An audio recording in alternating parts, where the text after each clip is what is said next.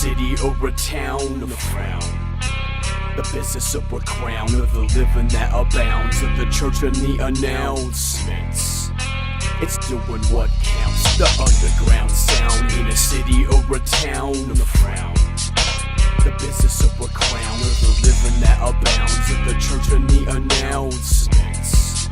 It's doing what counts. The underground sound is the voice within, to give ear to the spirit and to flee from sin, to live for Jesus and the praise of him, by not selling out for the praise of men, to do whatever it takes, no matter what the cost, to keep pushing up the weight, carrying the cross straight, bench pressing sin, defend the word that lacks, and your best mention him, or then you're gon' die. Cause the underground sound ain't a city or a town, the business of a crown, of the living that abounds, of the church and the announcements.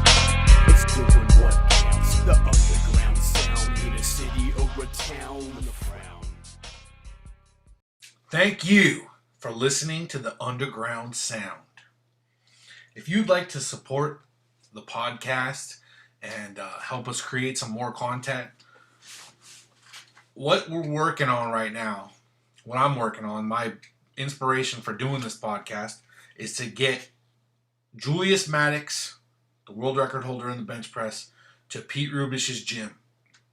It's not that far away. It's about a 5-hour drive, but I'd like to pay for the gas, pay for a hotel, pay for the food, if possible. If people would support that, that'd be great. These guys are planning on doing it anyways. I would just like to make it to where it's something that they would do regularly. You know, it wouldn't be a burden on them. So if you would buy a copy of my book, Scott Strong, this is a workout book. It's a beginner to a advanced lifter could use this book, and it's fun, different styles of workouts, interesting. It's a nice change of pace or something to get started before you move on to something better, like doing one of Julius's programs or Pete's programs, working with Pete. Or you could buy my mixed martial arts book, and this is my personal journey through mixed martial arts. I've trained and competed and everything for years, and I wrote the whole entire experience down in a 160-page book. So it's a good read. A lot of lessons in there. Learn the hard way. That's why my nose is so crooked like this. So if you would like to support the project, we would really appreciate it. Just email me at scott.god@gmail.com and let me know that you want to support the project and buy a copy of my book. Or you could go to Pete Rubish's YouTube channel and sign up for personal training from him. Just let him know, hey, I want to sign up for personal training. Or you could just reach out to Julius Maddox, Irregular Strength, and get one of his programs as well. Let those guys know that you want to see that happen. Thank you for watching. Enjoy. All right, I'm here live with the greatest 242-pound powerlifter of all time, Larry Wheels. Just kidding, guys. I got Pete Rubish and Greg Panora here. Awesome 242ers. Two of the strongest guys of all time. How you guys doing? Good. How you doing, man? Great. Yeah, doing pretty well. Excited for this. Me too. Yeah, so actually, like 10 years. I mean, I've been lifting like 14 years now. And back when I was kind of starting out, Greg Panora was one of the first people I saw. Because back then, like, a lot of powerlifters weren't in shape and everybody was kind of fluffy, so to speak. But I saw Greg and I'm like, okay, this guy's jacked. He's ripped. He's 242. I'm like, this is perfect. Because I was probably like 200 pounds at the time. So I saw like your 815 pull and everything in the meet. And I'm like, okay, that's what I want to be. Because you kind of were like. I came into Raw, Pete. When I went into Raw, you were one of the first guys I saw. You know what I mean? and I was like, fuck. I was like, fuck. It was just so much fucking stronger, you know? Like, it was, you're a hell of a lifter, man. Always looked up to you, man. It's crazy for me to hear because that's how I felt about you, you know? That's how I feel. It's like you were one of the original guys, really. Yeah, I mean, you were one of the strongest people out there. Thank you. Yeah, I mean, I'm still going. Not that old yet, almost, but not quite. How old are you? I am 39. I'll be 40 in 2 months. Fuck my life. But yeah. I've been on Pete about this, man, and I want to hear what you think. I think he should throw a damn suit on and just lift some ridiculous, insane weights just to, like, you know what I mean? Just to, like, it'd probably be easier on his body and he could lift. And you know what? I say keep doing what the fuck you're doing, man, because you're doing it right, brother, you know? Set up a fucking deadlift bar in front of a fucking washer and dryer and fucking kill shit, man. I love that. Fucking love that. But, I mean, you know, do what's right for you. A gear will make you last longer in the sport, for sure. But there's a lot of bullshit with it, too, you know? Yeah, like Scott was telling me, like a deadlift suit, throw it on and see what you could do. But does that, from what I've heard, a deadlift suit helps more off the floor. Yeah, it doesn't do a whole lot, honestly. It kind of just cuts into your balls, really. Like, I never really get anything out of it, honestly. I kind of pulled it. I had like the same pull with without it at the time. I think I could actually pull more without it, to be honest with you. Wow. So, yeah. So, you know, what you said about, you know, still trying to keep going with things, and Yeah. I know I'm like 10 years younger than you right now. I'm 28, gonna be 29 this year, and even I feel that way. Like you said, you know, the numbers get crazier and crazier, and like that's how I feel, because I see these guys coming along and like Jamal Brown are putting up an easy 2185 or whatever, and I'm just like, you know, 3 years ago we were totaling 2100, and that was really good at 242, and 3 years before that, Cade Weber was the only guy Right. up there. He had like a 2050 total, and everybody else was like 1800. Yeah, So yeah. how do you Fast, you know? yeah, how do you keep going when you just see like the sport growing and evolving, and it's almost like people just blowing the numbers away? Like, does that discourage you at all, or do you just like keep I fighting? love it, man. You know, like, I had my time, you know what I mean? Like, I'm completely happy with what I did. You know, I wish I had more time lifting raw, honestly, because I like it better. But, you know, I'm happy with what I did. I'm happy with what I left the sport with, you know, and hearing people like you saying what you said, like, you know, that's what I did it for, you know? And now at this point, like, I'm still strong as fuck. Like, I'm not that much weaker than I was, you know, at that time. And, you know, I'm just going to hold on to it as long as I can. That's all I have, you know, is that. So, no, I love it. I love watching the sport expand and grow and people put up bigger numbers. You know, it's amazing. It's not discouraging at all. No, I love it. Love it. Well, I do it. Scott, you want to add anything to that? You said I think it was in the documentary. You said, or it was in your interview, you said that you just lost your ability to grind, though. That's like the one. Yeah, I mean, yeah, I lost. Like the thing about it was that I was so in tune with gear, like probably in a way that maybe nobody else ever has been. Like for me, it was so natural and easy. I put it on at a comp. I never worn it before, and I totaled like 2,200 pounds. Like the first time I put it on, and I felt so protected. You know, when I took it off, I don't feel that way anymore. And so it took a long time. I can't grind the way I could back then. I got too old, you know. You can't lift that way forever, you'll die. And I've been lucky enough to really have no injuries. I'm still really healthy. I feel great.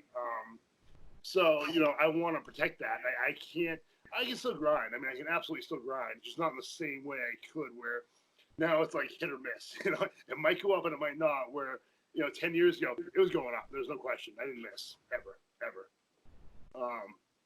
But yeah, you know, as you get older, like I always tell people, you can be great in the short term or really good in the long term, and that goes into a lot of stuff with the sport and what we take and do. And for me, like it's my love, it's my passion. I want to ride this out as long as I can. I want to talk shit, you know, and express myself through lifting as long as I possibly can. So, You know, for me, like, I can't grind that way anymore. My muscle will rip the fuck off, you know, at this point. So I got to be a little smarter, but that's okay. I can. Now, what are you experiencing, Pete? Like with like, how are you feeling in terms of like your body, like the issues you're having? Is that kind of a little bit what you're coming into? What are you saying?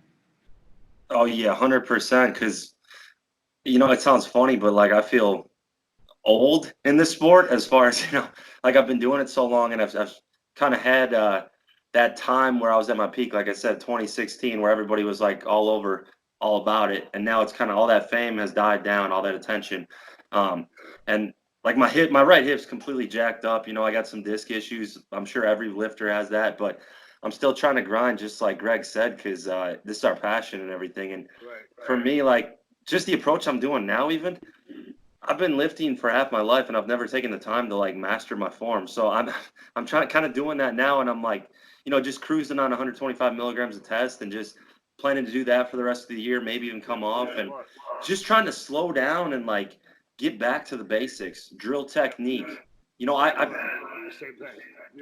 You and I, Pete, we lift weights a lot alike. You know, what I mean, we're just pure, just emotion and drive. You know, but again, like you're saying, you can't do it forever. Your body will fall apart. So I had to do the same thing you're talking about, where I had to learn how to lift weights again, and I was like 35, 34. So I had to completely relearn how technique and learn how to lift weights. And at the same time, too, I was recovering from a stroke, and it was a lot of shit. So, like I went 2102 without knee wraps on. It's my best raw total. And honestly, my 20s, I probably could have gone mid 22s, maybe 23. I don't even know. But like, it's one of those things. And for me, I just want to ride this out as long as I can. I want to look good. I want to look good in my 40s. You know what I mean? I don't want to be some big fat fuck talking about how great I was. Like it's important to me to maintain this as long as possible. So I'm kind of doing the same thing you're doing. I take hardly any shit anymore. And honestly, I don't notice that much of a difference. I take once you see a test a week, and I feel pretty much the same. Like I benched 425 for 9 last week. I pulled 550 for 10. Like I still got it. Like, I still do it. You'll be able to too. I promise. I think you cut off for a sec there. What were your bench numbers? I benched 425 for 9 last week. And I deadlifted 550 for 10 yesterday. Okay. But 425 for 9 was after forces to 3 with it. So I'm doing a lot of sub-maximal volume. You know what I mean? And like people always get on me because I don't do conjugate anymore, but my body can't handle that raw. I'd fall apart. I tried when I first went raw, and I thought I was gonna die. Like my hips were so beat up, my lower back, and so I had to find something new to do. And so I went to Fifth Set, which is Swedes programming, and it was perfect. I can get in and out of the gym in an hour, hour and a half, and it's given me a much different body too. I'm holding a lot more muscle than I did in my 20s. I was kind of skinny in my 20s, so it's been cool. It's been a good run. Do you have like for as long as you've been in the game longer than just about anybody out there, and is there any like one thing you wish you could have changed or one regret as far as your training or dosing or anything like that? What would you have done differently?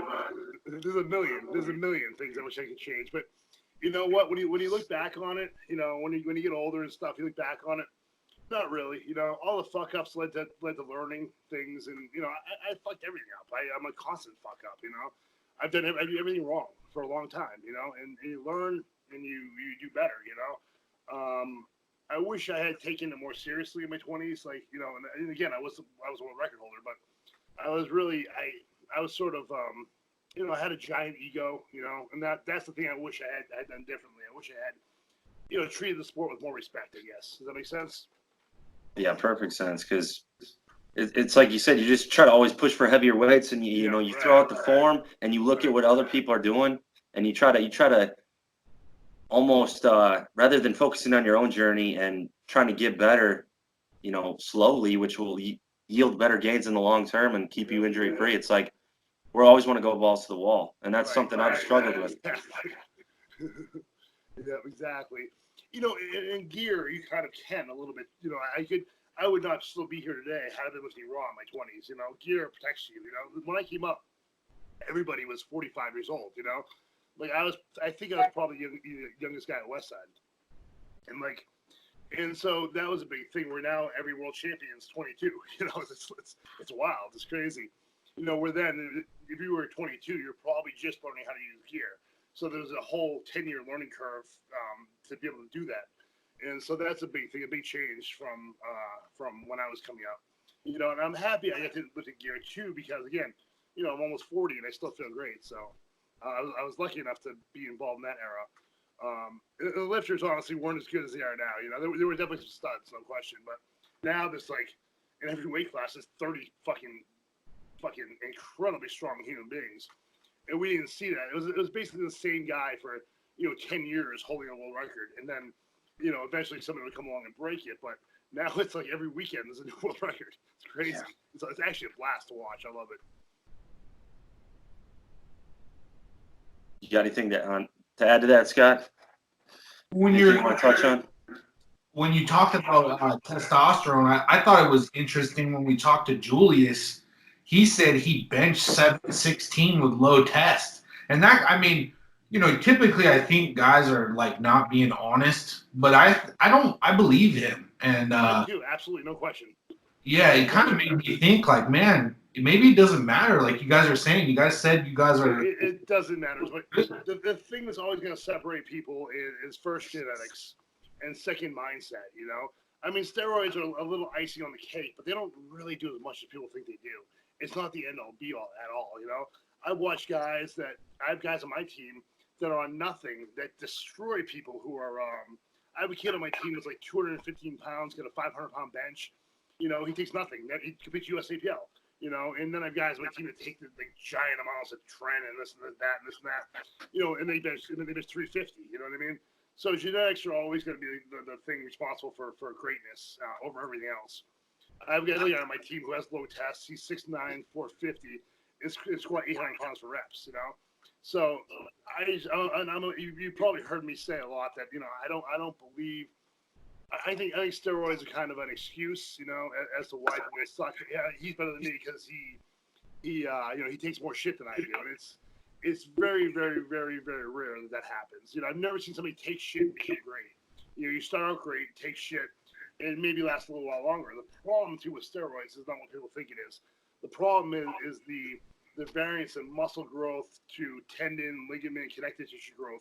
So your muscles get big and strong. Everything under it doesn't, and so tears start happening. I mean, the one and only time I've taken tren, I tore my quad tendon right off. You know what I mean? And I was like, "Yep, that's it. I'm never doing that again." I've seen it happen over and over and over again. So for me, like, I put on my biggest total on 500 milligrams of test, and half a D-ball every other day, so it's so fucking broke. But like, yeah, it's I think it's overdone. I think people are too obsessed with it. It's not the end all be all at all. Yeah, what I've found is like I'll go through periods where I'll take more, and I'll see like, okay, if I take more, is that gonna lead to better results? And it really doesn't. It's the times when I use it as a supplement to proper training that I have my best meets and everything. It's like when I'm just blasted. And the other thing, when you just are blasting more gear, you almost get into this mindset of you start getting lazy with your training because you think the gear itself is going to do the work, and it just never does that way. It works like that, and then you feel like crap, and like that's a big thing. Like orals make you feel like crap all the time. Like you could take. It's horrible. I mean, you could take. I personally, like, for me, competing is such an emotional thing. I can't be zapped of energy at a contest. You know what I mean? So I've honestly not taken a big cycle in probably about 10 years. I've kept it really minimal amounts of shit. And I feel much better, and I can actually focus and get my brain where it needs to be when I compete, as opposed to wanting to die, during contests. Like, I remember feeling that way with the Westside. I would get this box of shit every month. I mean, how much should I take? And he'd be like, a bottle a day. I'm like, a bottle of what a day? Everything, a bottle of everything a day. And I'm like, fuck me, And I feel like I want to die. My nose was bleeding, my eyes were turning yellow, But yeah, that's how we did it, Yeah, I mean, survived, I have no idea how. Dude, I feel like a pincushion on all that, but it's like a fucking pincushion, man. I have no desire to go back to that ever in my life. I fucking hated it. I fucking hated it. Yeah, so that's my take on it. You know what I mean? And plus, having had a massive stroke, like, not that it was steroid related by any means, but, it certainly didn't help. So I try to be smart about it since then and get my blood work checked every few months and stuff like that. And just be healthy, man, because you still want to do this at 40 years old. You know what I mean? Like, hitting PRs now feels no different than it did when I was 20. You know what I mean? It feels even better, honestly, because I'm old as fuck. So, like, it's like, wow, I can still do this. It's the greatest feeling in the world. You don't want to be out of sport at 30 years old, Then you're not some big fat fuck hanging outside of, like, gas station and telling you how good you were. That's no way to live. What was it like? Obviously, I'm sure you've touched on this before, and I saw the documentary and everything, but, like, what was it like training at Westside? Because you kind of came along when Chuck was kind of heading out, and, like, there was a rivalry there, you said. Oh, yeah, no doubt, no question. See, the thing about Westside is that it's a strange place. It's a hard place to explain. It's very, very, very, very, very competitive, And that's what did it for me, and that's what made me great. Is I thrive in that kind of atmosphere. Where I had been in Maine, and nobody would train with me. Nobody wants to compete with me. You know what I mean? And I'm sort of, even again, since I moved back here, I'm sort of pushed away from everybody else, all the other lifters in the state. And so when I got there, and there's people actually better than me, it was like, holy fuck, this is what I need. And so I had nowhere to go. I was living in my car. I was pretty fucking miserable for a while, and yeah, I mean, I had to win. Like, a lot of those comps, I had to win to pay a mortgage. I bought a house I couldn't afford. I had to pay my mortgage and stuff like that. It was a scary time. You know what I mean? Like, I had to win. There's no question. I didn't have a choice. So, it was great. It was exactly what every athlete wants and needs. So yeah, just super competitive. The thing about it is that, like, the guys there, like, are not real close. Like, we weren't super good friends. Like, I very rarely talk to anybody from that place anymore. But that time there, it was amazing. There's everybody in there was strong. Everybody in there was fucking world class. It's like throwing a bunch of lions in a room. Eventually, all the one lion's gonna eat all the other lions. And I want to make sure the lion was me. I don't like to lose. So yeah. But Chuck was kind of on his way out, like what you said. I really didn't know him that well. Like, we had probably maybe 3 or 4 conversations while I was there. It's not like we were in there talking shit to each other. Like, he trained at a different time than I did, so I very rarely saw him. I was with, like, Matt Wenning, Vlad Alizov, Phil Harrington, Tony Balagioni was there. I mean, all these guys had, other than Phil, he's small, but, had mid 500-pound benches. Everyone could pull 800 pounds, could squat near 1,000 or over 1,000, So everybody in there was great. So you kind of, your ceiling as to what strength is just goes up so much when everybody in the room is a bad motherfucker. It's like, you forget, like, where I'm at now when I train alone, I have the option to be lazy. And I do sometimes, don't lie. Like, I don't train as hard as I used to. But, like, over there's no option to be lazy. You have to win. And Louie makes it very clear that, your head's on a chopping block. Like, he would always tell me he's bringing guys over from here or there to beat me. And when they beat me, he's going to throw me out and stuff. Like, it's constant. And it's stressful. It's stressful. It's like another job. You know what I mean? But I loved it. I loved it. Did you? So, how long were you there total? How many years? Honestly, only about 5, I think. I had the stroke in 2010. I got there in 2005. So, yeah, about 5 years. Yeah. 5 years, man. Wow. I think it'd be tough to last even that long there because of how intense it was. It is. The mental burnout. Yeah, mental burnout, exactly. And it's like, it's like I'm here killing myself every day, and, like, I have no money. Like, I was living in a 1-room apartment. Like, I couldn't afford to buy a loaf of bread. Like, it was tough. It was tough, and so eventually I just kind of get sick of it. I was. And even before I had the stroke, like, I was done with it. You know what I mean? I was like, I need to do something with my life. Like, I'm watching all my friends have kids, get good jobs, driving nice cars. I'm driving a shitty Impala with no rims on it. Like, it gets to the point where I just need something different, And so I moved to Florida and then here. And it's been a good run. Yeah, that's how lifting was for me for a while. It was all I had. It was just like, right. Back in the basement, that was it. There was nothing else. Yeah, right. And that's what makes a lot of the best lifters. No doubt. It's just, that's all you have. It's like, that's your world. There's nothing else. You don't have a girlfriend. You don't have anything going on. It's just, there's nothing. It's you and the weights, and that's what makes it so intense. So that's how it was for me. And it's so intense. You almost can't sustain that forever. It's just too much. Exactly. It's not healthy. No way you can, But you look back someday, Pete, like in 10 years from now or whatever, and you'll be so happy you did it, but at the same time you'll be happy you're not doing it now. You know what I mean? Like up until this like I have 3 businesses now. You know what I mean? I'm a lot happier. I'm a much happier person now than I was then. I was pretty miserable the whole time, honestly. Trying to pay bills and trying not to work too much so I could sleep like 13 hours a day. So like it's a tough lifestyle. It's not sustainable at all. But Louie knew that. Louie knew that, and he knew at some point, I was going to leave, and everybody in there was going to leave because that's how it goes. But he tells you flat out, I'll replace you in 5 minutes, no problem. And he will. So you basically had a stroke, and Louie was like, "See that? That's the door." I actually had the stroke. I had actually left. So Louie and I get in a big fight one day.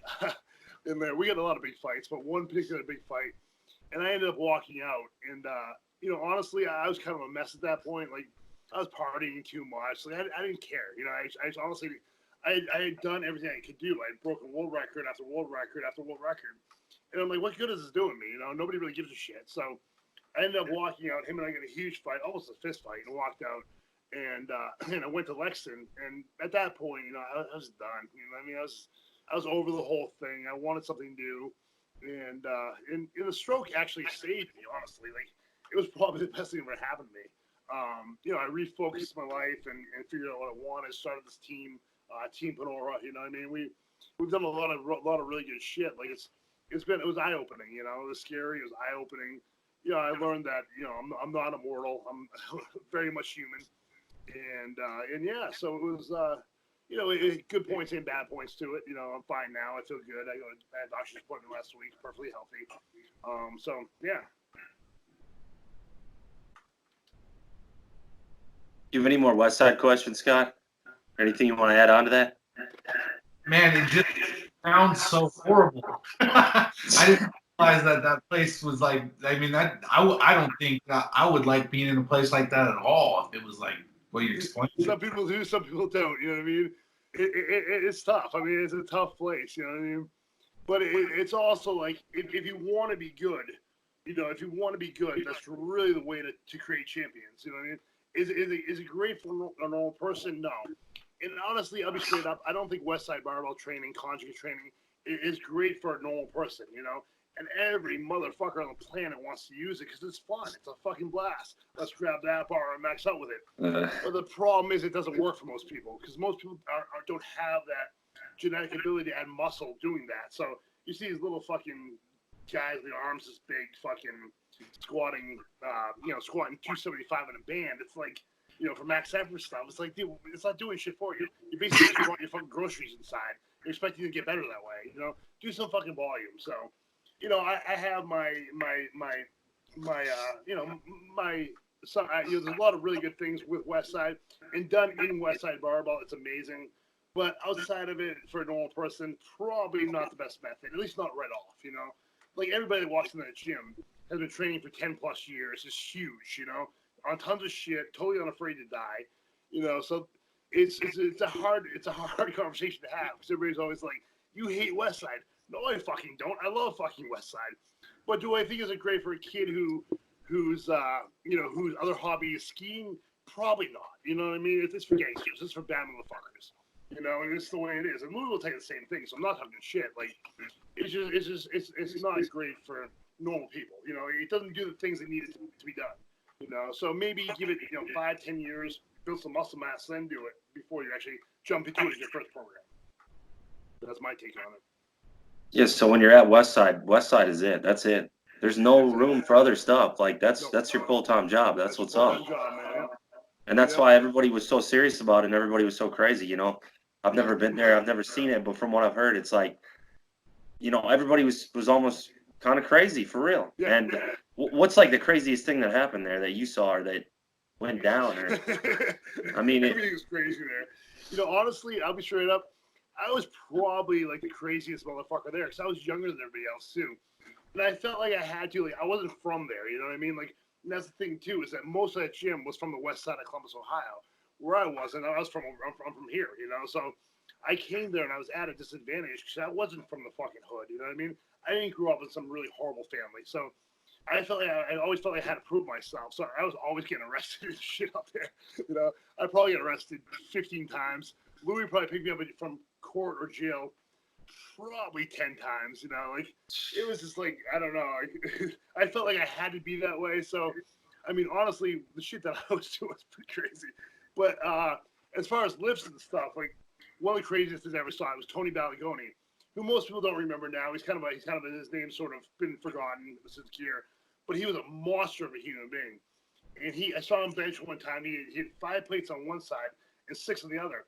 And I handed it out to him. As I handed it out to him, I realized that it was uneven. And I'm like, Tony. But he brought it down.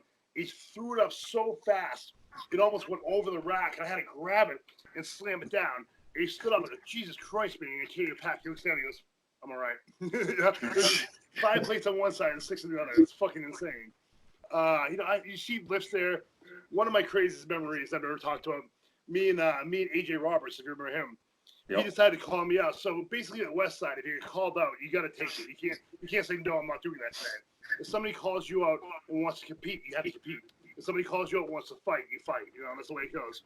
So AJ Roberts wanted to challenge me to a good morning call, which is pretty common and very, very safe for your lumbar spines. But he wanted to have a comp with just bands. So no weight, just bands. And we had like 1,000 something pounds of band tension on there.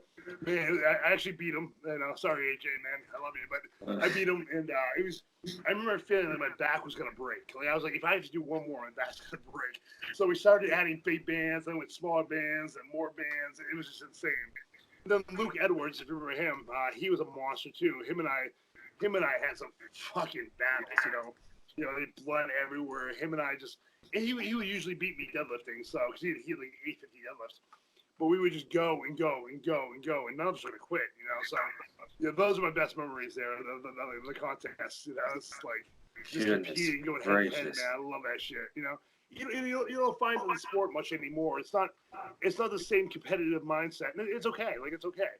You know, we have Instagram now, and I'm not a big opponent to Instagram. Like people think I hate Instagram and this that. No, I fucking love it. It's awesome. You know what you would have given as a kid to be able to watch you train. You know what I mean? Like I would have killed for that. Like so, I love it. I love this era, man. But I wish we had the competitiveness that we had back then. You know, like me and Brian Carroll, Matt Kroxaleski, like we had some wicked battles on the platform. You know.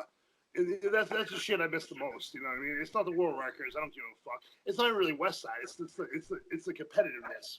You know, I don't have it in my life anymore, and I sort of feel bored. You know, I need that. I need that. I love that. I live for that. You know. Yeah, the only thing that like reminds me of that was that Steve Johnson, Rob Hall, 600 for reps in the animal cage where they tried to kill each other. That sounds like something you would have done at Westside. Yeah, exactly. I think we were on the Westside. It was pure brutality. I mean, you know, you would like. I was completely ready. I swear to God, I was completely ready to die. Like I had no problem dying for that fucking place. You know, if I was gonna die, I was gonna die there. And I was completely convinced of that. Like the first thing Louie told me was, I walked in there. He goes, "Take your shirt off." So I took my shirt off. And I was really lean back then. I six pack and stuff. So I was kind of flexing my abs and shit. And he goes, no. He goes, turn around. I don't care about that. And so I turn around. And he puts his hands on my back. He goes, "You're a lifter." I'm like, "No shit." He's like, "No, you're a lifter." I've never seen spinal erectors like that. And he goes, "On an American." He goes, "On Russians, yeah, but not an American." And so he's like, "I want to make you the best in the world." And I was like, "Awesome." He goes, "You're gonna be dead at 30, but I'm gonna make you the best in the world." And that was the mindset. You know, I was completely convinced I was gonna get by 30. You know, I was fine with it. I was like, "That's cool, whatever." You know, and I don't know if it's the same mindset anymore. Again, I'm pretty far outside the sport now, but you know, it was a pretty crazy time, you know, and I was like Louie's little fighting dog, you know. I would do whatever he told me to do, you know. I would jump in front of fucking traffic if he wanted me to. He used to get mad at me a lot too because I'd show up hungover, and so I remember one time I showed up hungover. He made me grab a safety squat bar with 155 and walk a mile through the hood, and all these dudes on the porch yelling at me and shit. Like that was misery. But yeah, it was a crazy place, man. It was awesome, you know. It still is. I mean, it really still is. Goodness gracious, man. Holy crap. All right. So it sounds like you just got to be willing to die a bit longer there, Pete. No more, none of this fireside chat, Pete, who's all about health and longevity. You just got to freaking just be willing to die, bro. I'll tell you that. You won't die, bro. And Pete, I think at one time you were, man, but again, you can't be that way forever, brother. You know. No, it's the Watching 20s a kid in front of mindset. the fucking washer and dryer, down to 800 pounds, and be like, "What the fuck? Who is this motherfucker?" You know. But you can't do that forever. You know, you wouldn't last. You know. No, that was completely reckless training days, and I was, I was like teens and 20s at that point, Yep. so I really felt that same way. I'm like, I'm not gonna die. I don't care. It's not gonna happen. You know, I'm invincible. But the training was so stupid. Looking back, I'm like, there was no progression. There was no structure. It was just like, today we push ourselves till we puke. You know, and that was every day. So it just it wasn't sustainable, obviously, but it's kind of fun to look back on. Because that was when YouTube was starting out. You know, and that's the thing too, is that, like, you know, when I coach and when I program, it's very by the book science, and everybody's like, "Well, you didn't train that way," but you know what? You couldn't do what I could do. You couldn't do what you could do either, man. You know, most people can't do that. It's not very long. You know, recoverability is one of the biggest, biggest genetic traits we need to be good at this. You got to be able to recover. You know, and you and I think recover differently than other people. Like fucking Wolverine. You know, we can handle that where most people can't. So. Yeah, I mean, you can get away with it for a little while, but Yeah. not everybody even, but like, No. you know, we were able Most to, and can't. now, The vast majority can't. now it's like, yeah, that would kill me, and yeah, it wouldn't go well. So just you know, you mature as a lifter and as a person, and different stages of life, really, that's what's up. Right, and absolutely. learning along the way. So Right. it's the only way to keep at this and doing it as long as you have. There's no other way. No doubt. No question. Man. No, I think you should go to the gym and squat 500 for 15, bro. No belt, no wraps. No, I I'd remember be, the video. the form was terrible, but yeah. Yeah, That's but the you know thing. what, man? I mean, again, my form was terrible too back in the day. But you know, if you're willing and okay to train with scary, dangerous form for a long time, you don't get hurt. You will get strong as fuck. You know what I mean? You and I, Pete, share something in common. We're both very back dominant. You know, Yep. and so for us, we get away with it a little longer and a little more than other people. Like when I first started watching you lift weights, it was a lot like when I lifted weights. You know, it was again pure aggression and back strength. You know, and again, yeah, like you said, that'll go well for a long time. But when it doesn't anymore because you're in the hospital with a broken fucking back. You know, no one needs that. So. Yeah, like what was your best ever competition bench? Gear or raw. Both. I benched 825 in multiply, 735 in single ply, and 580 raw. Okay, so you know what? Like, where's your hand placement on bench? Like, what are the biggest cues you use? Yeah. Like, what was your technique like? What's any advice? So we use a very particular setup with my team. And basically what you're doing is essentially trying to drive your heel down, push your toes on the ground, and driving yourself back on your traps. So essentially what you're trying to do is free up your scap. So your scap's not pinned to the bench, which is going to make it much safer. And then you're driving back with your feet, which is creating kinetic energy. You're driving that through your body. And at the same time, you're chesting up through the bar. And what that's going to do, it's going to give you the perfect placement, the perfect touch point on the bar. So the three things are driving your heels down and pushing the bench back. The bench isn't going to move, but you're going to try to push that bench back. You're going to be on your traps instead of on the back of your shoulders. You're going to be chesting up to the bar. So that's essentially how we bench. If you watch my team, every person on my team, and we're over 700 people right now on my team, everyone benches the exact same way. Like one of the things I try to do with my team is make everyone lift weights the same way, which I was told doesn't work. But you know what? It seems to work just fine for us. So everyone on my team benches the same way. We have probably, 15 guys benching 500 plus pounds, or have, and a lot of people left and whatever. But throughout, we've had probably 15, a couple guys. I'm gonna move back to my old seat.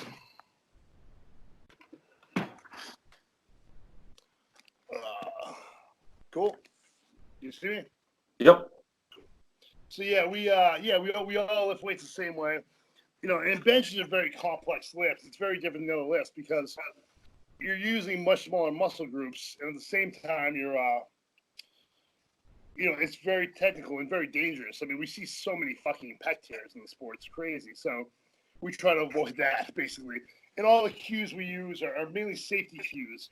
And from there, we can, I give a very, very broad, very broad list of cues, and then from there we can work on little things throughout that need to be done. So yeah, I mean, drive your heels down, push the bench back, squeeze your butt, chest up, drive yourself back into traps. Now, is there any way?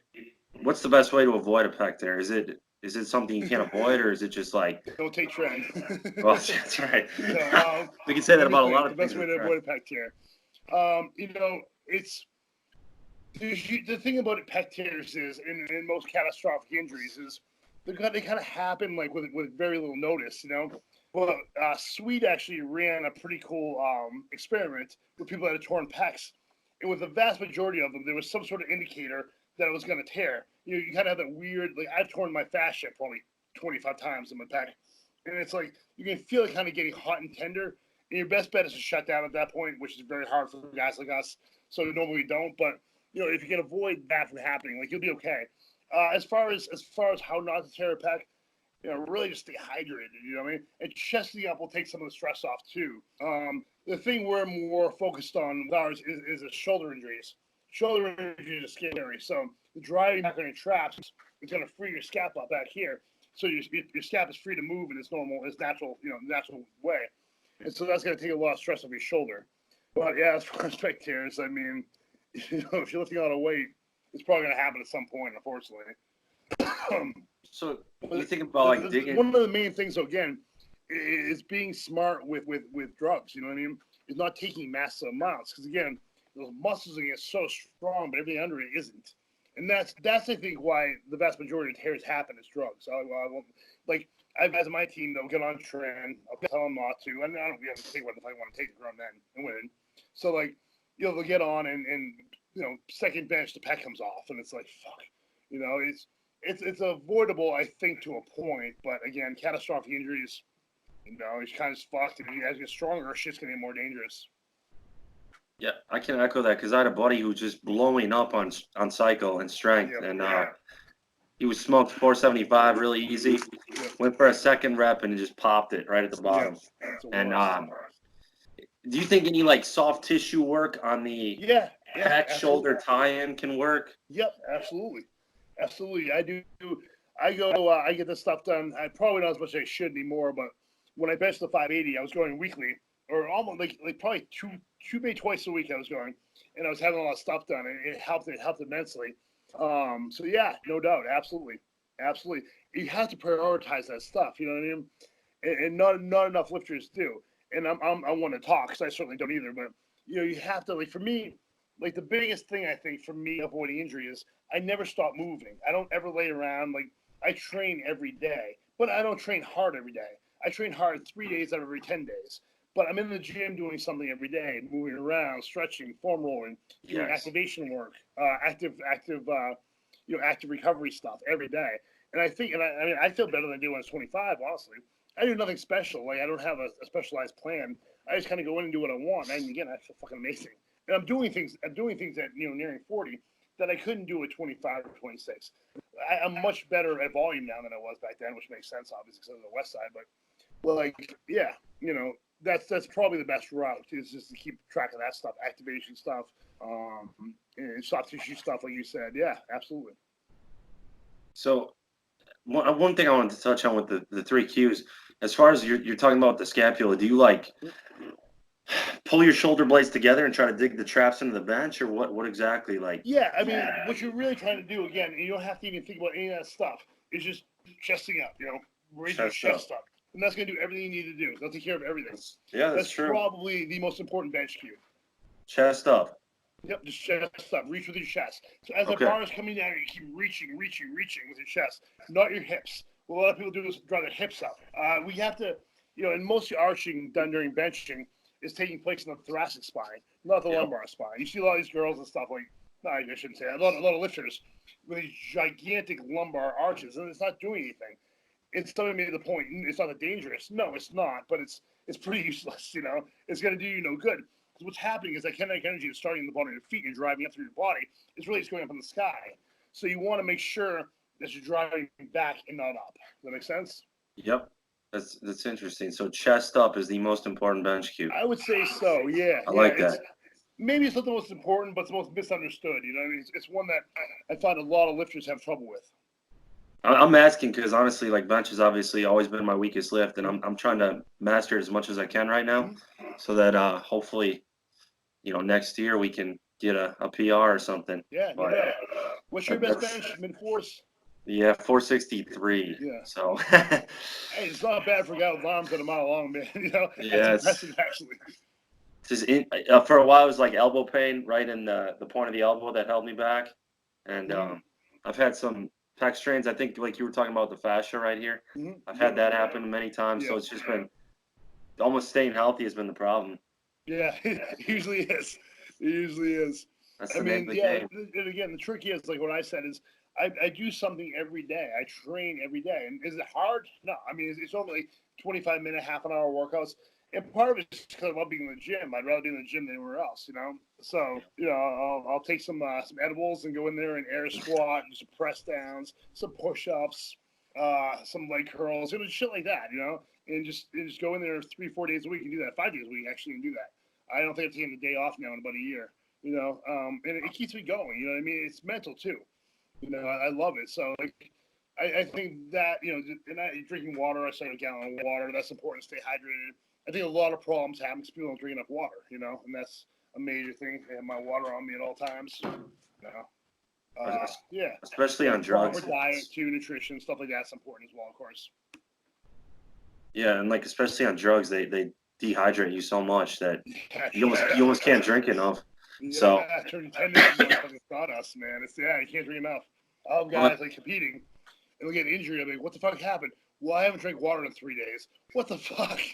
Drives me crazy. Well, actually, it's honestly probably my least favorite thing to hear is I haven't drank water in 3 days. I'm drinking Mountain Dew. I'm like, I want to fucking kill you right now. I want to murder you.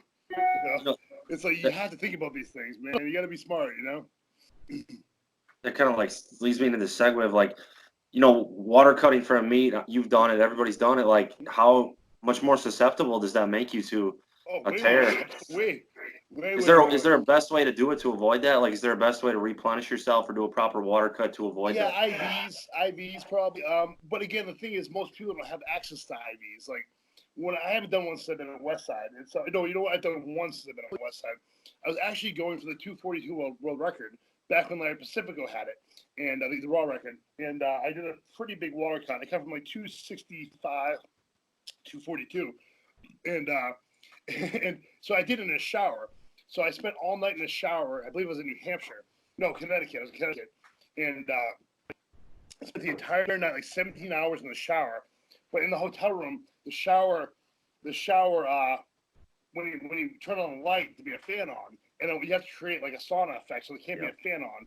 So I had to do it in the pitch black. So I spent like 17 hours in the shower. Got out. I was so tired. I went weighed in, made weight. And I was so tired. I called my coach Sweet up. I was like, yo, Sweet, man. I'm like, I need to take a nap, bro. He's like, you need to fucking drink. I'm like, I'm good, dude. I gotta take a nap. He's like, no. I'm like, dude, I'm dying. I'm so tired. I've spent all night in a fucking dark shower, like going on in my mind. And he's like, no. He's like, all right, drink 2 gallons of fluid, then you can lay down. So I did. I drank like a gallon and a half. I'm like, all right, I did it, dude. He's like, all right. He's like, I'm gonna call you. Leave your phone by your head. I'm gonna call you in 45 minutes. You need to get up and keep hydrating. So I'm like, yeah, sure, dude. So I threw my phone, and like 2 hours later, I wake up. My body was like turning stone. Like I was so dehydrated. Fucked up my entire comp. It felt like somebody stabbed me in the fucking stomach. So I couldn't squat. So I was planning to squat like 775. I think I squatted 705. The worst fucking comp ever. And I didn't break it. But yeah, water cuts. I mean, unless you're gonna do something huge, like they're pretty fucking pointless, honestly. Like whenever I do it for world records, I mean, like I would never do one now. Actually, when I bench 580, it's kind of funny. I weigh 276. The guy's like, "Oh, cut some weight." I'm like, "No, I don't give a fuck. I don't care. I'm not doing that. I'm never doing that shit again." You start adding Lasix in. Like, I used to eat. Like, I didn't realize that people would only take one Lasix. Like, I would take like 5 or 6 of them. I know. Oh my I've been in a sauna by myself at like 2 in the morning. Like 2 or 3 at a time. That would feel like such fucking shit, you know? Dude, I how don't did miss you that. not die? That's the part of powerlifting that I miss the least. How did you survive that? Holy crap, Jesus, bro. man, I don't know. Then remember, you ever do Butte? Remember Butte? No, what's that? I think it's another thing for horses, but essentially it keeps the water in your body the whole time, so you can't pee. So we cut all that weight with Lasix. Then we start taking that stuff. Holy It's crap. like, how the fuck do we survive that? You know what I mean? Then I would go and get drunk after the comps. You know what I mean? I'd be out at like a strip club like 4 a.m, fucking doing shots of Jägermeister. You know, after these things, how I survived is beyond me. My liver's fine somehow. I have no idea how. I was so fucking reckless. You know, Dude. I had no idea what I was doing. None. Okay, I gotta ask. You said liver. I gotta ask you. Did you ever, when you were on orals, like get to that point where you just felt like death, like your appetite was gone and you felt nauseous all the time? You're just like, yeah. oh my It's been gosh, a lot what is? yeah, and Westside, man. You know, God, and again, you know, I'd be taking. I remember for a while I was doing a bottle of Halo test in a day, which is Oh my absolutely God. fucking insane. Yeah, it was insane. how Like, much I was remember that? sitting at work and my nose started bleeding, and I couldn't unclench my hands. You know, I was sitting there, and my boss called me in the office. He's like, "Dude," he's like, "Could you try not to look like a fucking walking steroid?" You know, I was like, "Dude, my eyes were turning yellow. I had to go to the hospital. You know, my liver was pretty fucked up at that point, but that was okay. Took some stuff, and it was fine." Wait. Yeah, Scott, I mean, there was definitely times where I felt like I was gonna die. D-ball was the worst for me. I fucking hated D-ball. hold on. Andrew was okay. D-ball, I mean, we was so tired. Like, I couldn't get out of bed. I was so depressed and tired. We gotta hear this. How many milligrams is that a bottle of Halo test in a day? Dude, I had no idea. Oh, Here's the thing, okay? I went over to Westside. Like, I had no idea about drugs. Like, no clue. I had taken 400 milligrams of test for about maybe 8 months before I got there. That's all I knew. I had no idea about juice, and I was good. Then I got there, and Louie's like, so it's kind of a funny story.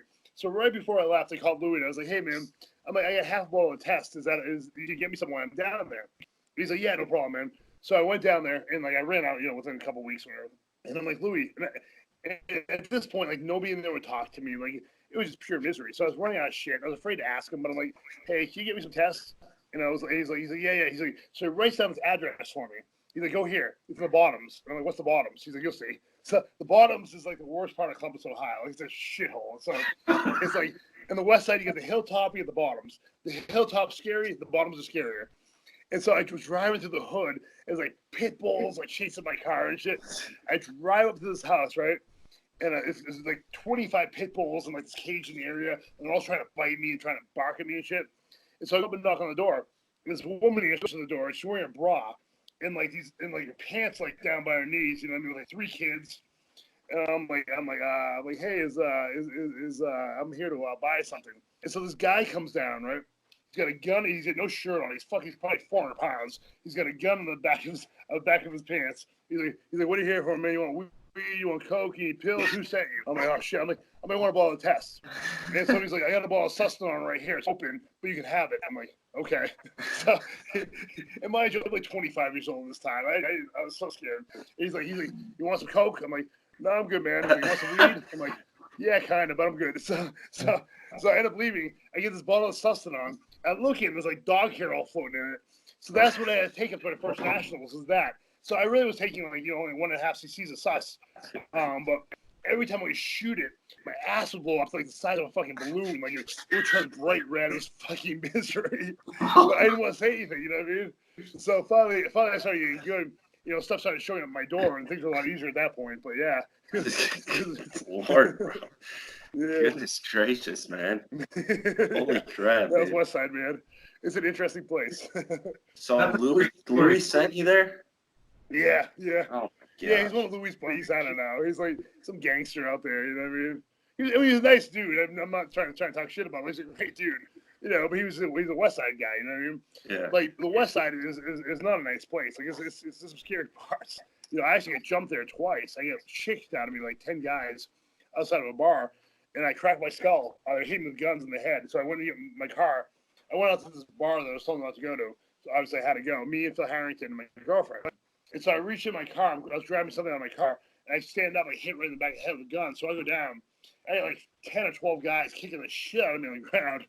And I finally crawled my way out of it. So I kind of grabbed one of the guys and pulled him on the ground too. I was trying to pull his face off, just like I was so mad, but I kept taking that, hits to the back of the head with guns, which is basically a fucking hammer. So finally, I was out cold. I cracked my skull.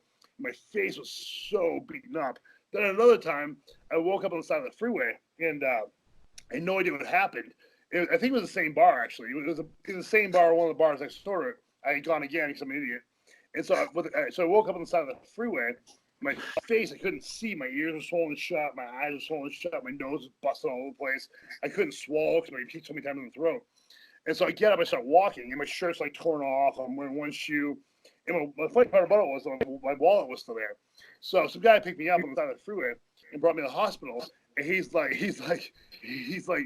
the cops are like, what happened? I'm like, I don't know. So they get some footage, and apparently they group of like 10 or 12 guys again shot me. I don't remember it. I remember none of it. But they were like, what probably happened was they were probably trying to kill you, or they thought you were dead. And so they were probably trying to get you to the hospital so you didn't die, thought you were dead, and threw you on the side of the freeway. So he's like, no, you're lucky to be alive, Yeah, it's crazy. Then I got robbed at a Waffle House once an AK-47. If you ever had an AK-47 in your head, it's a good experience. It's interesting. It's actually very common, which is strange. But I thought I was going to get shot in the head there. He pulled me out because I'm sitting there in a tank top, and obviously I was a pretty jacked up kid. So he pulls me out in front of everybody. He's getting on their knees. I'm like, fuck me. So I was kind of getting down on my knees, and I was kind of laughing at myself because that was the first place I'd gone to in Westside, in Ohio, was that Waffle House. So I'm like, it's kind of ironic when I get shot here in the head. But, I was like wondering as I'm kneeling down, I'm like, this is probably going to have to be a closed casket funeral. It kind of sucks for my mom, but, whatever. So, yeah, it was an interesting time. But I'm so much more scared already now than I was then, especially having a daughter. Like, I don't think that way anymore. Like, I'm probably really scared. So this ad brought to you by the Columbus, Ohio Tourism Bureau. Yes, I think you on the tour. No, I think Maine's a little safer, right? What's that? Maine is a little safer. Maine's like the safest place on the planet, man. There's nowhere safer than here. What city in Maine? It's where you go when you're old and you want to die. When you want to die somewhere pretty. Maine's pretty. Do I love it? Yeah, I mean, I love the West Side of Columbus, Ohio, man. That's still my shit. All the bad shit that happened there, I still consider it my home, you know what I mean? I consider it where I'm from, even though I'm not, but I consider it. That's where I became a man, you know what I mean? I learned everything I know from there. It changed. I completely became a different person there.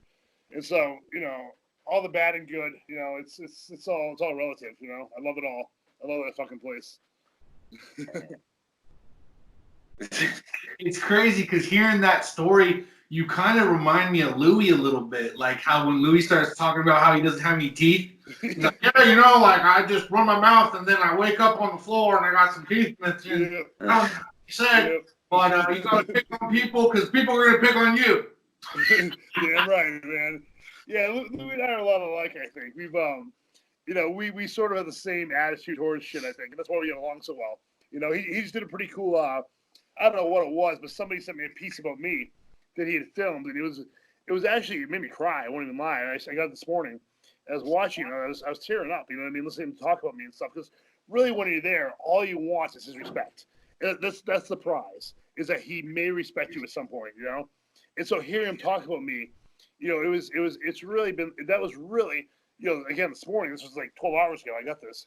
It was really like the most important thing ever in my history of powerlifter. It was. Because all I wanted, like, ever in my life, like, if you told me when I was 17 years old, and mind you, Westside was almost like a fantasy place for me as a kid. I started reading about it like 13, 14 years old, and I became absolutely obsessed with it. It's all I thought about. It wasn't even so much for the lifting. I knew if I could get there, I could be the best. I had absolutely no way to prove that to anybody. Nobody would believe me because it made no sense. Like, I never put gear on. I wasn't that strong, so everybody's like, what are you talking about? You're out of your fucking mind. But it was like almost like the supernatural push for me to go there. I had to do it. And so I did, and I was right. I was absolutely 100% right. Like, it did exactly what I thought it was going to do for me. And there was a plan, too. Like, I want to come back here and teach people how to do it. A lot changed from when I left to when I came here. But I did exactly what I said I was going to do, And it was an amazing, amazing time. I love Louie. I love Westside. I love everything that place stands for, And so, that's it. That's awesome. Yeah. Came full circle. Yeah, absolutely, man. Absolutely. I'd love to sit down for one more breakfast with that man. More than anything in the world. I think about it a lot. Him and I sat down for breakfast like 4 or 5 days a week. I would eat dinner at his house all the time. Him and I would watch the fights together on whatever night the fights are on. Watch the Ohio State games together. And I spent more time with him than I honestly probably more than anybody else. Because I didn't have a family. Like Chuck and him were always super close. But Chuck had a family. Chuck had a wife and a whole other life where I had nothing else. I didn't really have a lot of friends there. I had a girlfriend, but she loved him too, so she wanted to come over all the time too. So yeah, it was one time. Check this shit out. This is funny. So one time I was going out for an 800 plus deadlift. I looked down in the crowd, and Louie's making out with my girlfriend in the crowd. What? I was like, what the fuck? So I come down and I did it. I remember I broke the world record. And I walked down like, Louie, what the fuck? He's like, I want her to come. I was like, okay, she's all right. It's Louie. When was the last time you saw him in person? I saw him when we shot the footage for the documentary. So probably what was that, 3-4 years ago now? Probably 4 years ago. Are you guys still cool then? Like, would he like? Oh yeah. Him and I'll always be cool, man. We had that relationship. You know what I mean? Like we had our falling out. Shit happens. Like, it was. I believe in what I said. Like, honestly, the problem was, and I'll clear this up right now. The problem was that I was getting so good at box squatting with bands. Like I was squatting like 1,400 pounds with bands in the box. And you're supposed to be, your box squat with bands is supposed to be essentially the same as your contest squat. My contest squat was going down and down and down. My band squats with boxes was going up and up and up. And I realized that I knew how to essentially put the absolute perfect amount of tension on that band at every point. My body just picked up on how to do that naturally. So like I would sit back in the box and I would come out of the box really slow and then gain speed as it was coming up. Where you really have to do the opposite of it. The opposite of that to squat well, as you know. You got to be fast on the hole. And I wasn't. And so it was killing me. So I went to Louie and I said, what if we take 3 squats every third week? He wanted nothing to do with that. He got pissed off at me. And that's what the fight was about, So I mean, do I think I was right? Yeah, I do. Absolutely. I have no question in my brain. Specificity is so important. Like I really think we need to be in our suits and our knee wraps more often over there. It's basically the thing about Louie is Louie doesn't know a lot about gear. Louie came from a very different era of gear, where it's basically raw. It's basically this very thin single ply gear. But when you put on multiple layers of denim and now canvas and whatever else, polyester, it's a whole nother ball game. And so in my opinion, we weren't using it enough. That's all it was over. And do I think I was right? Yeah, absolutely. Absolutely, 100% think I was right. But it's his gym, not mine. So. Well, that's kind of what Matt Wenning said too. I think when he left, he came to the same conclusion. Yep. And Matt had really been my coach before. Louie's not really a coach like people think he is. Like, he's not standing there watching with weights. He's actually in the other room talking to girls most of the time. And it's part of Louie. Like Matt Wenning was standing there with me and coaching me through basically every movement I did. And so Matt and I were really only in that gym together for a short time before he threw Matt out, unfortunately. Matt, in my opinion, was the best lifter in that gym. I'll maintain that till I'm dead. Matt was the best lifter in the gym and the smartest guy in the gym. We needed him, And so that really pissed me off, but I was too new to do anything about it. I wasn't going to freak out too badly. But what pissed me off is I wasn't there for the voting. They voted, nobody told me. Essentially what happens when you throw somebody on the Westside is a vote, and they get thrown out. But I wasn't invited to the vote, so that kind of pissed me off, What the fuck? Like, I'm basically second in command here in the morning crew. Nobody told me about this.